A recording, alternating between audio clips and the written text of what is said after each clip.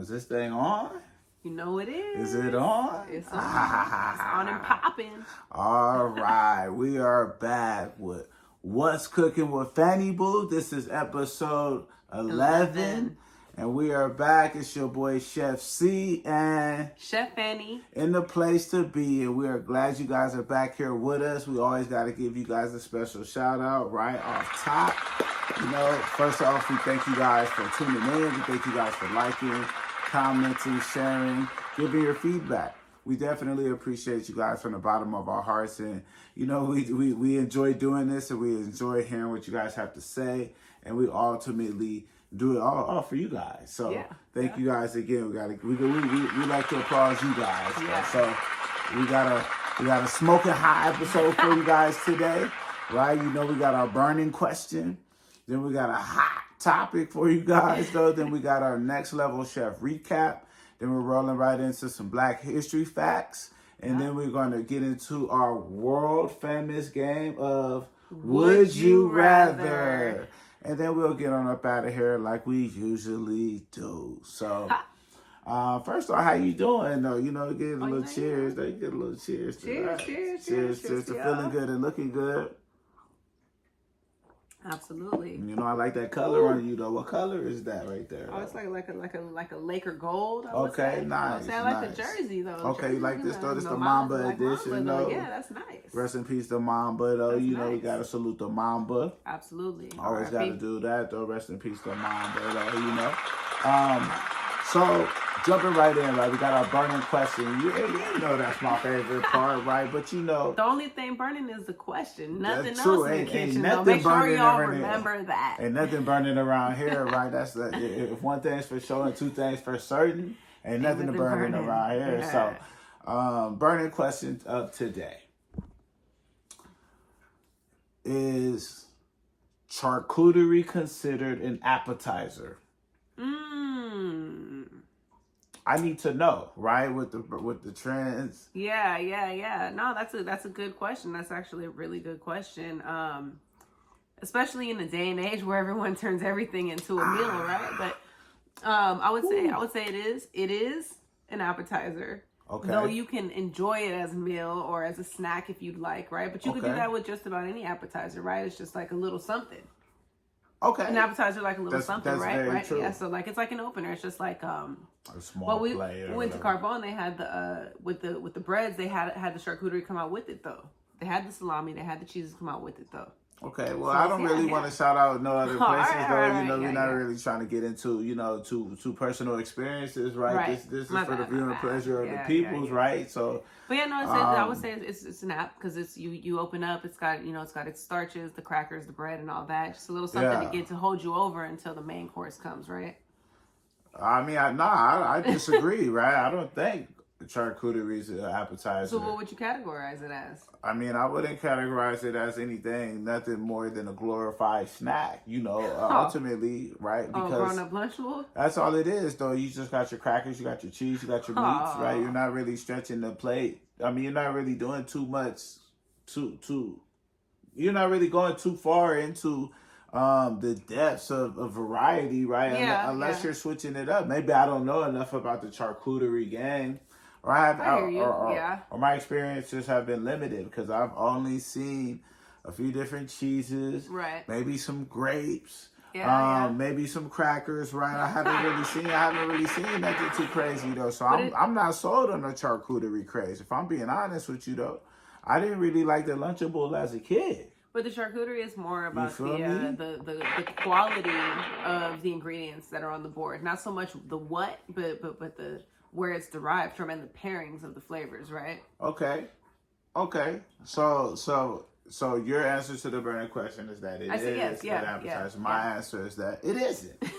Right? So shout out to that, though. You know what I mean? Shout out to everybody. Drop in the comments what you think. If you think a charcuterie is an appetizer, right? And what you like on your charcuterie, though. We want to know, though, because if I'm not, if maybe I'm not experienced enough to know that maybe there's some different options, though. Maybe we'll get to it, so definitely. Rolling right in, right? We'll segue into our hot topic, right? Which actually is Charcuteries. Shout out to that. Man, who wrote this? Was this a scripted show or is that? I don't know. What y'all think? All right. So, just a little bit of history on the charcuterie, right? So, charcuterie comes from a French term, right? Okay. From char, which is flesh, and then cuit, which is cooked, right? So, it's usually a branch of cooking that is devoted to preparing meat products such as bacon, ham, sausage, terrines, gelatines, pâtés, confits, primarily pork derived products. Right? So like you'll see like the because I didn't recognize some of them ones you dropped, but you said pâtés, the pâtés, mayonnaise, galantines. I didn't recognize some of that. Terrines, after bacon, ham, and sausage, though, I was lost. What did you say the names was again, though? The galantines. Yeah, and then what else? The ballotines. Yeah, then what's next? The pâtés. Yeah, okay. So pâtés is a spreadable meat. Make sure you get your pen and pencil, though, because that's some of the popular meats in the charcuterie. Yeah. Well, traditionally speaking. So we'll dive into that, too. Like, right? Like, traditional versus the non-conventional charcuterie. Okay. Right? Okay, break it down for us. Yeah, shout out to that. Okay. All right. So, charcuterie is divided into three types, right? So, there's the Forcemeats, sausages, and salami. Salami is an Italian word for salted organ meats. Okay. And then and pâtés. So pâtés are like spreadable meats. Wait, salted what meats? Salted organ meats. Organs? Whose organs? So wait, organs like of the animal. Like heart? Yeah. Salted heart? Like, oh my God. I don't know about that. Okay, but these are traditional, right? So traditionally, like charcuteries have been around for hundreds of years, right? Just because it's a common craze now, right? And also you have to consider in the U.S. we don't have the same access to all of the same meats that are in other countries like Italy and France, right? Either way, I'm not eating the salted lung and cracker, though. You know what I mean? I just can't do it. If you go to France or Italy and you get a charcuterie, it's going to look a lot different than the charcuterie that you would get. But that's fine. Again, and that's fine. I'm not sold on the charcuterie. So that's just traditionally Okay.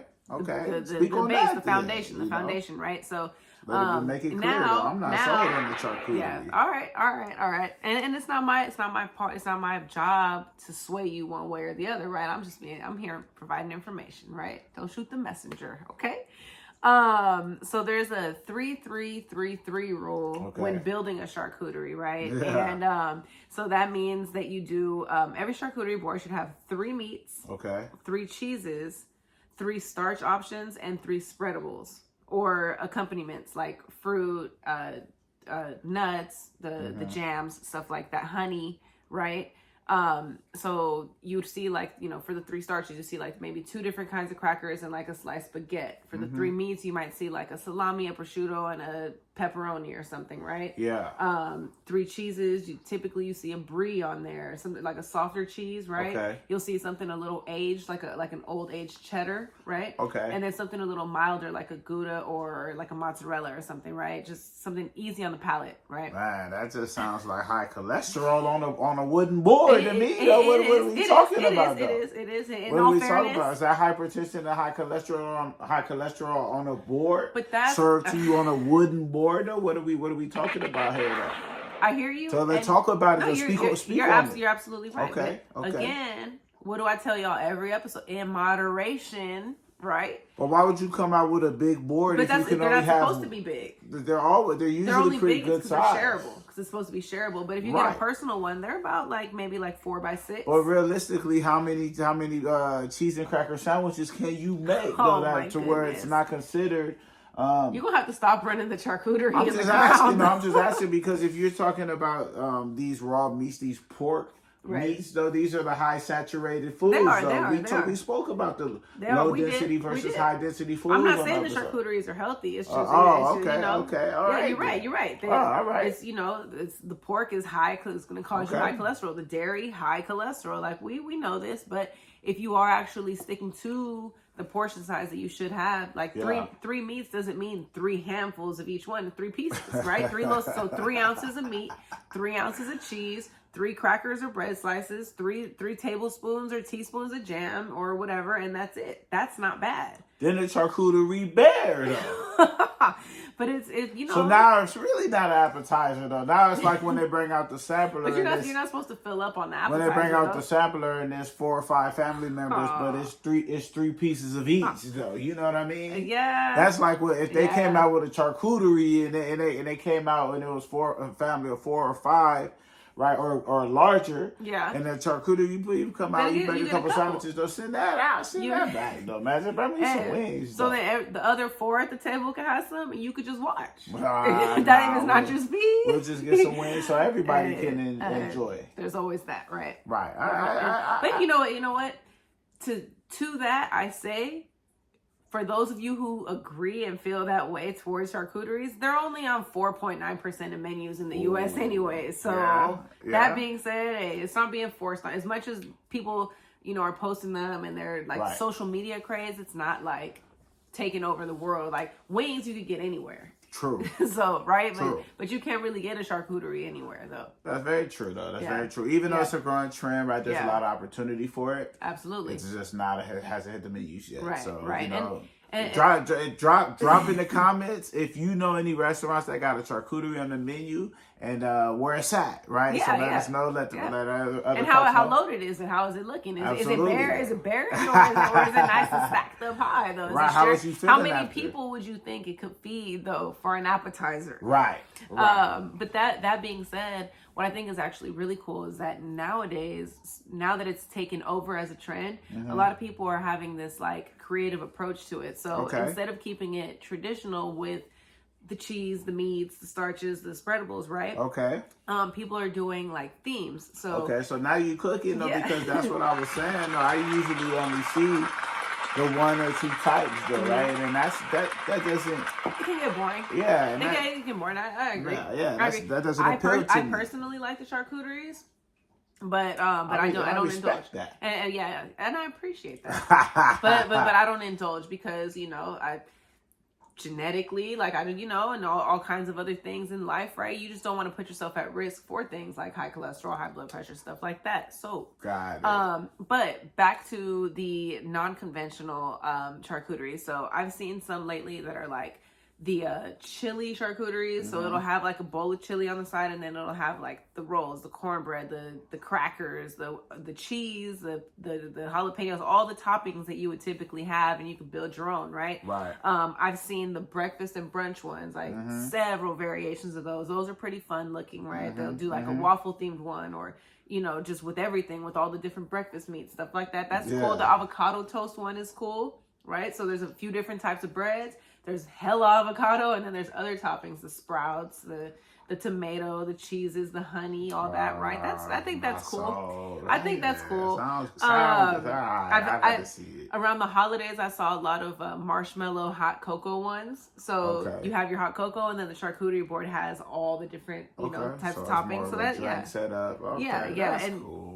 And then that's all right. It's cool. And similar to those, they've had like the ice cream and the parfait ones, where it's you have your your yogurt or your ice cream, and then all the toppings. And so I think it's kind of a fun way to kind of be more inclusive for like kids or people who don't necessarily eat like pork and the cheeses and stuff. I've seen burger ones, taco ones. I've seen salad ones. There's so many ways. Like anything that you can construct that's deconstructible, you could turn into a charcuterie, I feel like. Yeah. So so maybe one of those falls a little bit more under your category of appetizer. I mean, I've heard enough about charcuteries for today, though. I don't want to hear no more like that. Jeez, like let's move on then. All right. I gotta hear about a charcuterie. I hear you. You win. If I'm keeping it 100. All right. So that's enough about the charcuteries. Nice. I think y'all got the gist of it, right? If I left anything uncovered, go ahead and Google search it though, right? Then drop in the comments what you found. Let me know what I forgot. Right. So let's just roll right into our next level chef. Okay. Recap, right? So last week we had really good episode. Yeah, with the pro chefs last Thursday. Yeah, so we had the pro chefs, right? So Again, they started with 8, knocked it down to 5 of them. They had 3 levels, started in the basement, Right. To the middle, to the top, knocked someone out each level. Right. The power went out in the basement. Yeah, and I thought that was a good twist, right? I think Yeah. they really needed to turn it up and Yeah, add a little yeah. notch to the professional chefs and really see what they were made of. Yeah. Though. So, and it showed really who was who, though, right? Some of the characters, though, there were some early favorites, right? Absolutely. That I could say that really emerged, but I really liked the level of competition with the pro chefs, right? I thought they came in there, they were all moving fast, they were all organized, they all had the technique down, right? They all could work with the pan. None of them let the flame get too high. Yeah. So I was appreciative of that. Yeah. So more cooking, less accidents. absolutely, Right? So, and they all knew what they were doing. Right. When the chefs came over and asked them, the conversation was real fluent. It was, and there wasn't too much uncertainty, even though there were some folks that looked like they shouldn't have been there. Yeah, well, I think if I'm keeping it real, absolutely. I agree. I agree on that. There were some people this season. They had some people on the pro chef title that I wouldn't have put under pro chef. Like there was one. Who was it that said she was like, you don't have to have a culinary degree to be considered a pro chef. I don't. Who's that was Angela at the ATL. I mean, she. Or was it her? No, it wasn't her. It was in San Diego. Ari. She was a model. She was a model, and then she became a chef, right? And but she was saying that she didn't have the culinary degree, right? So.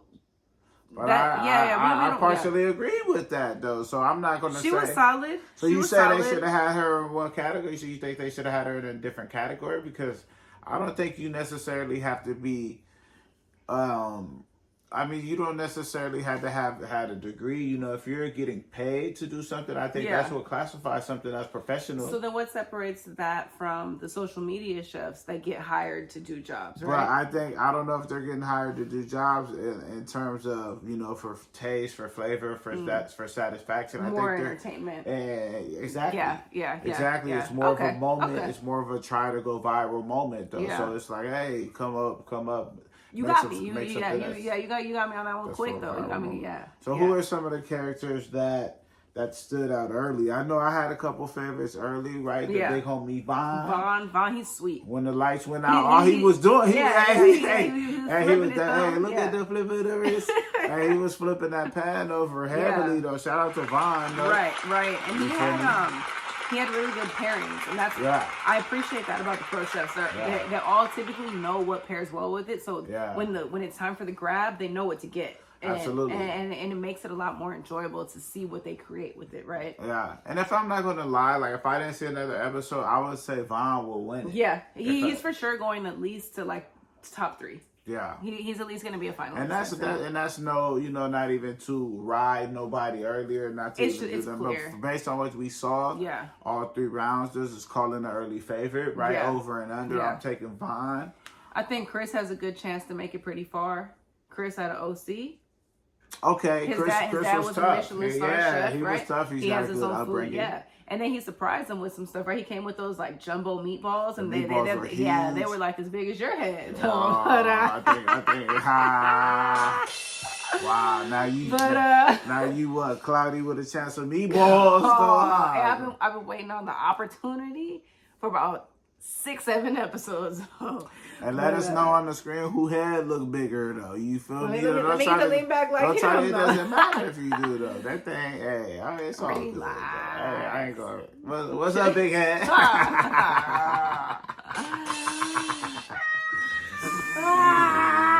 Alright. It's all good. But who are some of the other favorites though? Usually we shouted out Von. And Chris. Chris, right? I think Angela's. Chris was from OC. Yeah, Chris shout out to OC, California. Yep. I think Zach, he wasn't overly impressive, but because he comes from a background of farm to table, Absolutely. it's going to make this competition style a breeze for him. And 100%. And on top of that, right, I thought they did a real good job of telling his backstory, right? To really tap into the emotions of the folks. Absolutely. The viewer. They did that with a lot of the characters or a lot of the participants in this episode. Yeah, and for me personally, I don't really like that, right? I think it's a competition, right? Yeah. I don't really care too much for the backstory. Yeah, Let me see what you show up to do.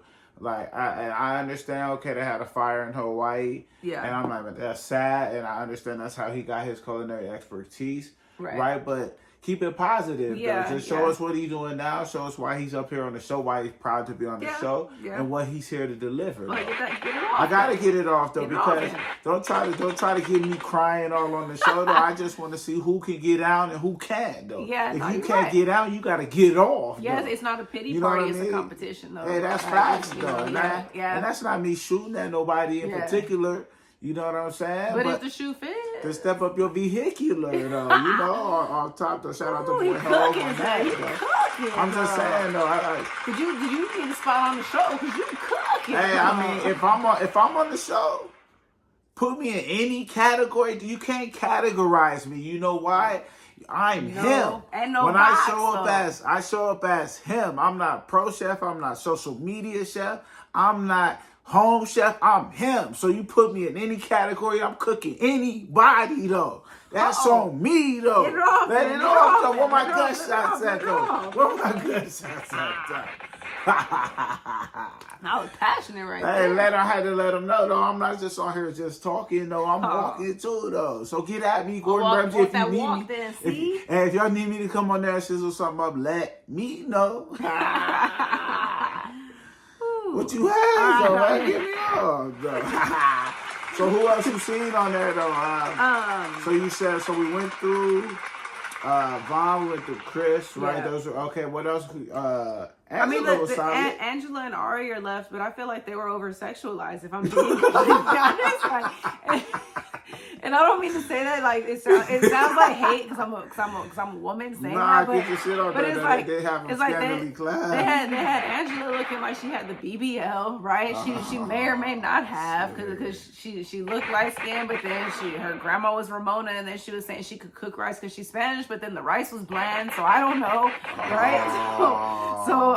So and then they had we gotta tag her though. They had Ari out of San Diego with the no bra with the thing, right? Like it was like a little halter thing. You couldn't really see it up under the apron. First of all, how are the pro chefs coming with the tank tops with the armpits out? You can't have the armpits out in the kitchen though. Like just as a pro chef, you can't have your armpits out. But if they wax though, then it's no wax. Deodorant. Oh, I mean, but if they using a little, they got a little. It's unsanitary. You can't do that. True. You can't do that. That's true. If I go somewhere to eat and they're cooking with sleeveless something, I'm good. I'm out.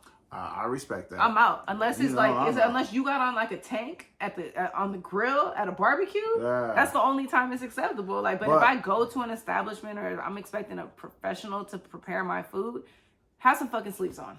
But what if she got a BBL though? You heard they say she cooked for Wayne, right? Yeah, a Timberland. Right? Yeah. Go ahead. Hey, so if you got the BBL, that was her claim to fame before this. This her new claim. She had the little half sleeve though, so she gotta have the arm out though, because that's why they got her on there. Yeah, so, I mean her face was cute enough, though. I'll give her that though. No shade though. It is what it is. Yeah. She was solid though. I don't know. I had high hopes for her. She was impressive early in this episode, but then she was kind of fizzling towards the end. She only fizzled because she slipped up and cut the finger. That's what I'm saying. So the first one she knocked it out the park, right? With the first one she had the cod cheeks to match her cheeks, right? Oh, cheeks. Hey. But yeah, so she had that. She was like, "Oh, I don't want to do that." She did it. They were they're amazing, right? They loved it. Then she cut herself on the second round, so she overcooked the pork, right? So then she had her redemption round. She right almost after got that. sent home. Yeah, she bottomed 2 off that. Yeah. Then she had her redemption round, and then on the redemption round she put too much focus on that, and then the rice was bland.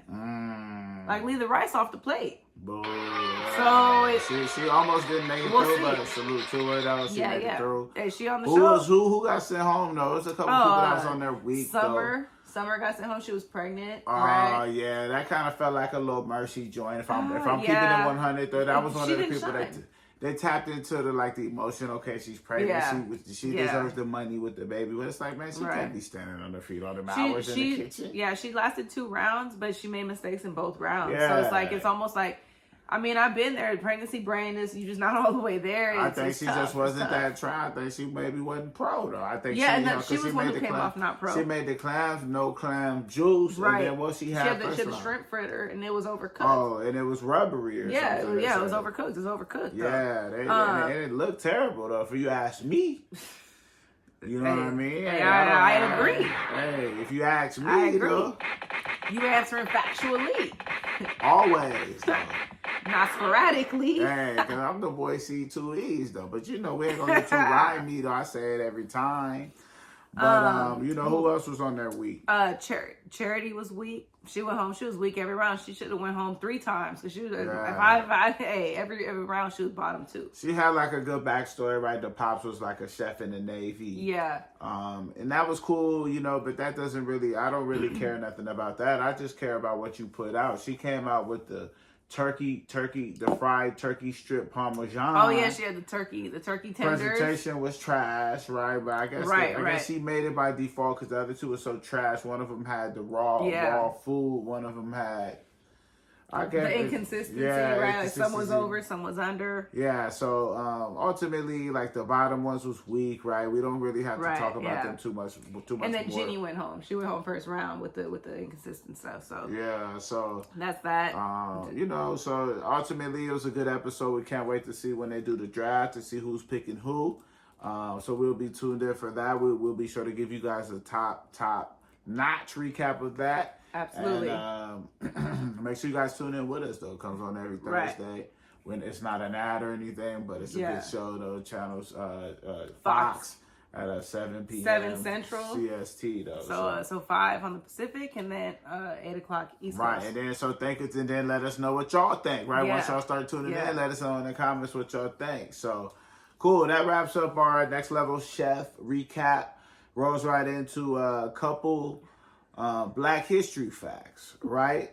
So just want to give a couple of general Black history facts. So in 1981, right, broadcast journalist Bryant Gumbel, right, became the first Black person to host a network morning show. Really? So we gotta give a shout out to Bryant Gumbel. I always was a big fan of Bryant Gumbel. Right, he used to do Real Sports on HBO. I used to watch that all the time. Yeah. He was always a real clean-cut, real well-spoken brother, and he really paved the way for a lot of these well-spoken brothers in journalism and journalism today. I didn't realize he was the first. I thought there was something there could. No, he was a pioneer for sure. That seems just relatively recent. Yeah, no, he was like he was like the Sidney Poitier of sports journalism or sports broadcasting, right? You got guys like Brian Gumbel, like Ahmad Rashad, though, on he was on Channel 4. He had the Prime Who show on. So there was a few gentlemen. So we want to salute them during Black History Month. We also want to give a special shout out to the boy George Carver, right? Agricultural scientist. Yeah. Right? He's responsible for creating over 500 new products. 500? You know what I mean? From peanuts, though, and sweet potatoes, right? Including cooking oils, paint, and soap, though. That's major. That's crazy. Though. You got to give him another shout out. That's crazy. So salute to George Carver. That's innovative. Right? That's disruptive. Yeah. Right? Yeah. Salute to that, though. Salute to George Carver. Salute to the boy Brian Gumbel. Absolutely. We appreciate your guys' contributions, and we can't let your names fall under the radar, though, especially during a pivotal month in society. So, perfect. That rose, man, that's good, though. So now we're at the point where we're getting ready to play our world famous game of Would You Rather? So I love this game, right? This is my favorite part of the show. Would you rather? So. Okay, nice. So yours is the burning question. I like the would you rather. So do you have some good questions today? I absolutely do. I can't wait to hear them. I absolutely do. So just on the note of the Next Level Chef recap, would you rather cook on the middle level with 30 minutes or on the top level with 20 minutes?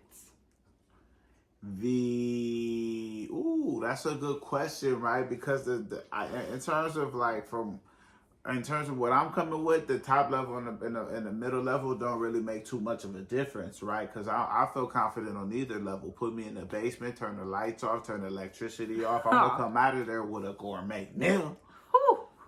Feel me?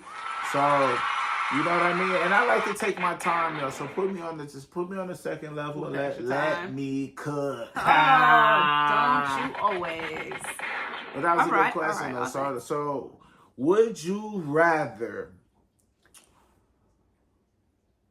grab a fish off of one of the platform that comes down, or a nice prime Wagyu steak? Ooh. I halfway need to know what level I'm on, but like if I'm in the basement, that changes things. But you know, it might not come to the basement. So you're on the top level. You're on the top level. I would say probably the fish.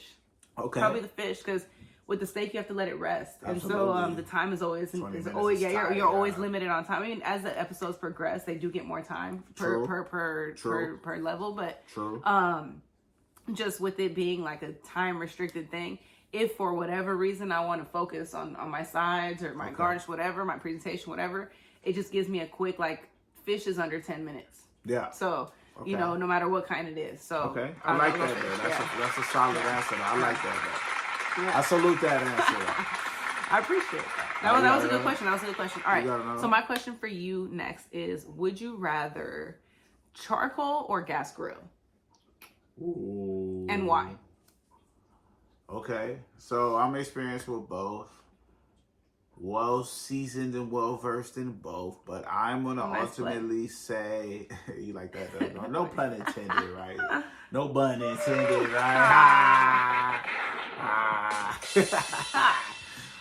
So don't let me see y'all still in that one though.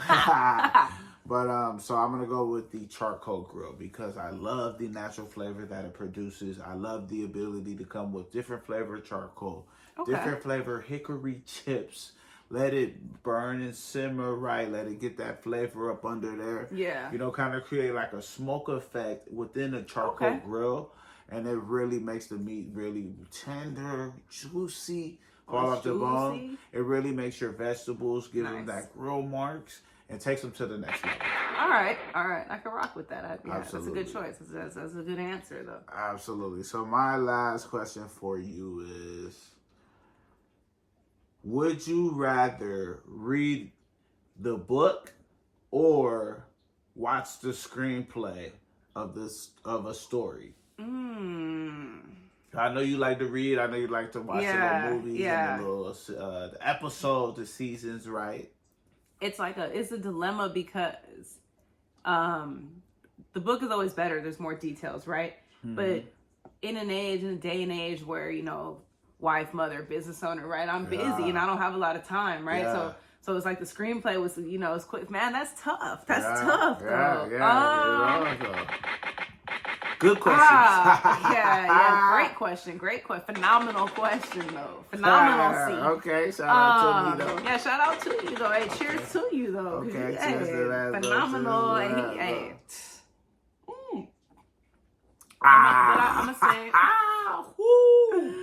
I'm gonna say probably I'm gonna have to still just go book. Like, even if it takes me longer, it'll be worth it. That's true, and ultimately reading is fundamental. Absolutely. So I appreciate that. Absolutely. All right, you know, gotta keep the mind keen. Hey, that's very true though. Yeah. You know, because you definitely gotta elevate the good genes, right? Oh, you know, so bars, though. He's still cooking. He took the topic off the food, but he's still cooking though. Well, all right though. That was episode 11, right? This is What's Cooking with Fanny Boo. Man, we love delivering that to y'all. So we hope y'all love watching it as much as equally so. Yeah. Right? It's the boy Chef C. It's Chef Annie. And this was episode 11, What's Cooking with Fanny Boo. We appreciate you guys. Peace. Love, and positivity. Until next time.